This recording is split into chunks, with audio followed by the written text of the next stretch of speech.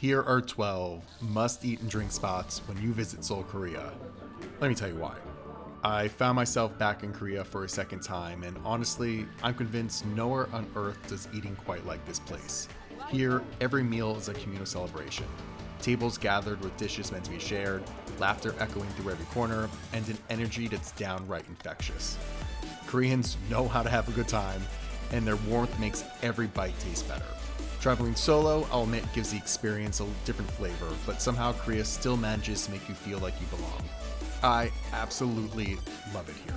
So make sure to like and subscribe so you don't miss one bite of my food adventures, and if you missed anything, I have a video from a few years ago and a Substack with everything listed out with the downloadable Google map. That's every meal, every drink, every activity, tips, and my hotel. QR code here and link in caption. When Max Not Beer recommends a spot in Seoul, go. And not only was Wawa Sikdong my first meal of the trip, it was definitely my favorite. Korean barbecue in Korea just hits different, and this is a perfect example of what I love about the eating culture there. Super casual, everyone sharing, drinking, laughing, and of course, incredible food. Started with the biggest beer, that first sip, all the energy in the restaurant, all the meat smells, I literally teared up. I was so happy to be back in Korea. First bite was their raw truffle chatabagi. Just look at that fat on these super thin pieces of beef brisket. It just melted and was a punch in the mouth with salt, sesame oil, and truffle. Of course, a huge selection of what to get, but their specialty has to be their honeydew samgyeopsal, which is a pork belly that's actually dry aged for 2 weeks and then aged in beeswax for another week. This is all done to enhance the pork's tenderness. Some of the wax powder is also sprinkled on top to enhance the flavor. Of course, cooked right in front of you, I was mesmerized as the pork got crispier and crispier, and all that beautiful fat just rendered and rendered. This was too much for one person, but I couldn't stop going back for more and more and more. Crispy, fatty, super savory, luscious. Wrap it in some cheese for a totally different experience. One of my favorite dishes ever. For this 500-gram piece, it's 100,000 won, or about $70. So crispy, so fatty. It's so salty. That little heat, that little sweetness, a little acidity from the sauce. Oh, it's literally perfect. All right, let's taste all these veggies in here too. Not only are these like packed with flavor, packed with heat, they've been cooking in all that pork fat too. So you're getting like even more of that pork flavor in the veggies also. The funniest was when I sat down, they had me wrap my jacket in a trash bag, and at first I was a little confused. But when leaving, I realized it was so smart because I definitely smelled like all the meats, and they were just trying to protect my coat. The eating experience in Korea is just like unmatched. I was sitting there just like almost in tears of just like how happy I was to be in that environment. Like it's almost indescribable, the energy that's in that room and just the pure joy everyone's having of eating and drinking and eating amazing food, and just like the shared experience of it too. Truly just like a special meal. Like listen, that type of experience isn't necessarily specific to that type of restaurant. You get that at a lot of places in Korea, which is why I love it here. Oh, but that pork, holy shit, was that good. This is the perfect first meal in Korea, a bajillion%. Ever wanted to dive deeper into my food adventures, check out the Let Me Tell You Why podcast newsletter that comes out every other week with interviews, restaurant news, and more. Salt bread is the latest food craze in Korea. People are obsessing over, and now I understand. Part croissant, part bread, sometimes savory, sometimes sweet, always incredibly delicious. You can get them all over, but to get my fix, I visited Artist Bakery, a spot so popular that people start lining up as soon as the doors open. Once inside, you grab a tray and are faced with a dizzying array of choices, over a dozen flavors from classics to creative twists. I literally saw people with dozens stacked up. Me though, I went plain, matcha, potato and American cheese, and Earl Grey. It is a chilly day, but that did help me because there's such a long line and nobody wanted to sit outside. And I was like, I'll sit outside. So I basically walked right in, but otherwise be prepared to wait, because then you go around, you pick everything. It's all a process, but you know what? I got a hot coffee, I got my salt bread, I feel good.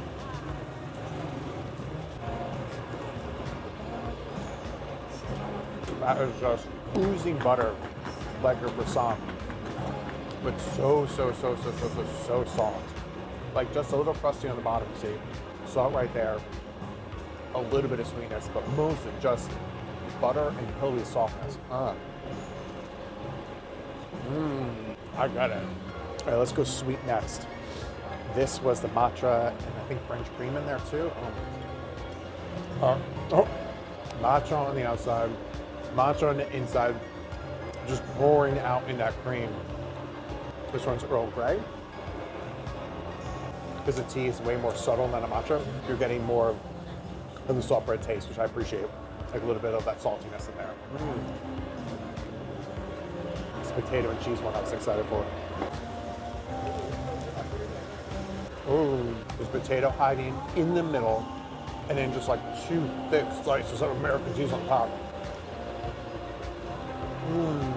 Honestly, I get that people waiting for us.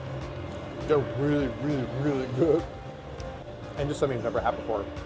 I keep going, I don't know if I like the sweet or the savory more. I do know both give you 2 different experiences, but God damn. I think maybe the matcha is my favorite though. Although American cheese. Check out jeremyjshop.com for everything you need this summer: tees, caps, shorts, and more. Link in bio. Tucked into the Miang area in Seoul is Mill Toast House, this cute breakfast spot with a line every day for their souffle French toast, breads, and lattes. The vibe is bright, modern, and cozy, perfect for a slow Seoul morning. I started with their steamed bread basket. You can pick 2 of the 5 fillings, and I went with chestnut and sweet potato. Really light and airy, beautiful chew, little sweet, and of course with some butter was the perfect combo. I didn't do the souffle French toast, which they're probably most well known for, but instead got their corn mayo bread, a very literal interpretation of cornbread. On this thick cut, slicey toasted honey bread is corn, sweet mayo, and butter. That is a bite. Sweet, rich, all that butter oozing through. Oh, with the coffee, this was about $25. Not bad considering I probably needed to really share all this. Oh my God, that bread was just like pillowy soft and so good. I definitely ordered too much. Even when I ordered, she was like, that's too much for us. And I was like, I know, but I want to try everything. I will say, like, as excited as I was for that corn, because like, hello, corn, mayonnaise, and really incredible bread. I think my favorite thing was the sweet potato thing. I mean, I also love sweet potatoes too, so it isn't like a huge surprise, but it was just like so simple and delicate and beautiful and delicious. And corn and mayonnaise maybe is like a little heavy, and that bread will stick for breakfast. But yeah, be prepared to like eat lots of carbs there for breakfast, but it feels more like a snack to me, honestly. But there's a line now. They take their time in there, honestly, and I get it. They're like, even the way they were making it, it's like they measured, they have like the way they put the powder on it too. They have like a little, I'm forgetting the word now. I'll show you, I'll just play right now. So like, I get it. They need to take their time, but because I feel like, I don't know, it's almost better as like a snack than like a full breakfast. I'm just not like a full like carbs breakfast person, I guess.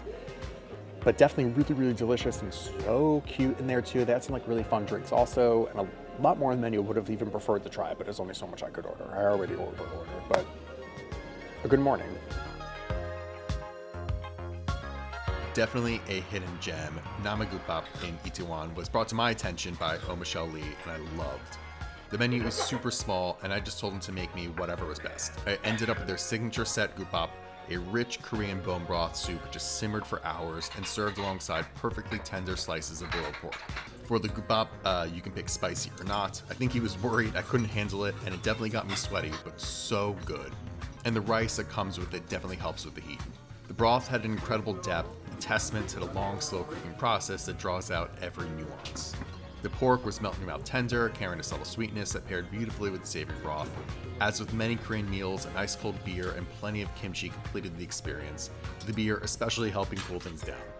The whole meal just satisfied as some real comfort food. I loved how it seemed so simple, yet the flavor profiles were so complex.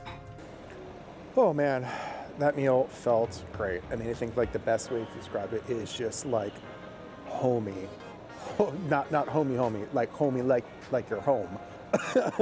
Great vibes in there. The food is really good. Obviously really limited menu.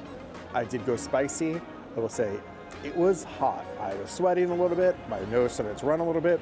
So if you're sensitive to heat at all, definitely don't do the heat, but obviously, you know, the rice helps dilute the heat a little bit, but really just like a feel good, simple, but complex flavors meal. There was just so much flavor packed into that liquid. Oh, so unbelievably good.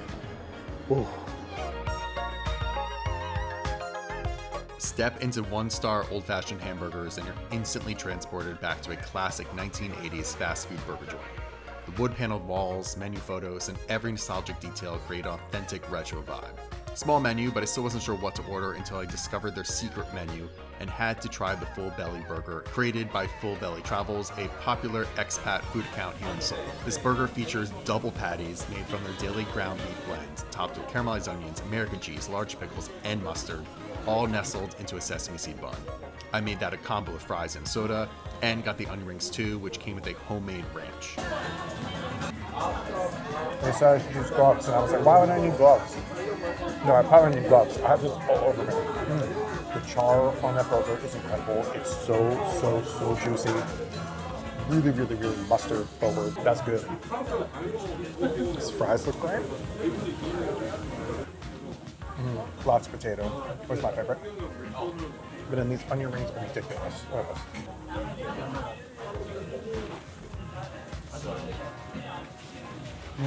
Not only are they giant, there's a thick onion in there too.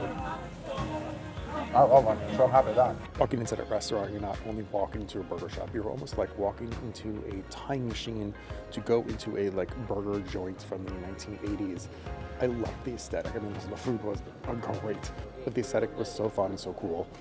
Like even down to the way the menus look and the fonts and everything, a nostalgia slap in the face. But oh my God, huge juicy burgers, huge onion rings, perfect fries. I do wish the soda wasn't in a can, but minor thing. So I had a few nights out in Seoul drinking, and let me tell you, Koreans know how to drink and party. If you want, you can literally be out till the early morning, like sun all the way out. 2 areas I explored, which is young and really fun, each with dozens and dozens of bars all right next to each other, with people lined up to get in.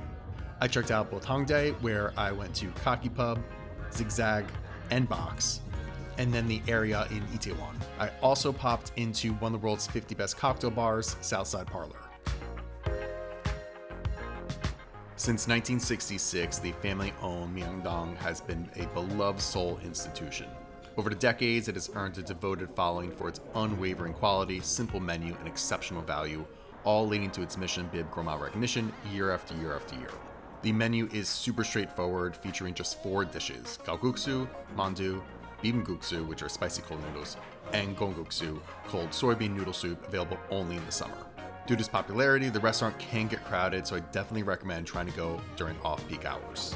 And first up, I got the mandu, which are pretty sizable and filled with pork and veggies, just exploding with flavor, especially when you dip them into all the sauces. And then I also got their galguksu knife-cut noodle soup, which comes in a rich and flavorful chicken broth. The noodles were light, silky, and smooth, and the broth was deep and hearty. Perfect combo. All of this for $16.50 is bonkers. It is kind of freezing out here in Seoul, and that is so just like comfort food. It warmed up my belly and it warmed up my body, and just like the fact that such good food come out of such a place like so unpretentious, I think is like what makes it so special, and why they're clearly, you know, world-renowned, recognized, and Michelin recognized for so many years in a row. Oh man, it feels so good. And also just like everyone's so lovely. There was an older man, and I don't know, I want to say like, and his even older dad with him, and he saw me eating. He was like, he definitely didn't speak English, but he was trying to tell me how to eat the mandu with like a different type of sauce. So putting in this pepper, try this, and try this. And just like that is so nice and so sweet, and such an unbelievably good meal, and for like pretty dirt cheap for the amount of food I got too. Oof. There are a few locations of Embassy of Korean Sausage Stew in Seoul, and when you go, you are there for one thing and one thing only: their embassy budae, a giant stew with 3 different meats, a broth that is savory with a little bit of heat, a little bit of sweet in there, a heaping of garlic, some veggies mixed in, and of course, American cheese put right on top. A beer, of course. Feel good. Get a little Korean schwitz as it bubbles and the flavors combine, and then enjoy this pure comfort dish over a bowl of white rice. So much meat, a little bit of heat, lots of garlic in there, a little bit of cheese in this. Hearty, very, very, very, very hearty. Especially even with like all those vegetables in there. I keep thinking like, how much of this can I eat? But it's not as deep as it looks, even if it's a ton of meat. All of this for $22 is absolutely bonkers. Oh my God, another just like the airy, filling meal. I do feel like I got a meat facial. I'm not complaining, but that was a whole lot of meat steaming up into my face. I will say though, when I walked in, they were like, oh, only for 2 people. And I was like, oh, I'll pay for the amount of food. Like I knew going in it was gonna be too much for 1 person. And they were kind of just like, okay. So it was pretty empty in there. I am carrying a camera. They might have just been like, we'll let him do it. Maybe if it was busy, they wouldn't have let me take the whole table, but I did pay for the same amount of food, so I don't know what the difference is, but just in case, be more, but, oh, man. I think if I was really hungry, I actually could have polished off even more of that. I was kept going and going and going. It kept feeling like it was getting more and more and more and more food, but picked a lot of the veggies, ate that bowl of rice, got as much meat as I could in, but yeah, man, whew, feel great. Beacons is a tiny cafe in Seoul known for their creme brulee French toast. First, had to taste the sweet corn latte, maybe too sweet for me, but definitely into the corn flavor. But then, what I was here for, the sweet potato brulee French toast, which stacks up 2 giant pieces of brioche French toast on top of each other with sweet potato mousse, sweet potato cream, finished with the brulee, and topped with even more glazed sweet potatoes. You know me, I love sweet potatoes, and this was an actual dream. Balanced just enough with the custody French toast and the actual sweet potato in there. So thank you so much for watching. Like, subscribe, share, and here are a few other videos I think you'd love.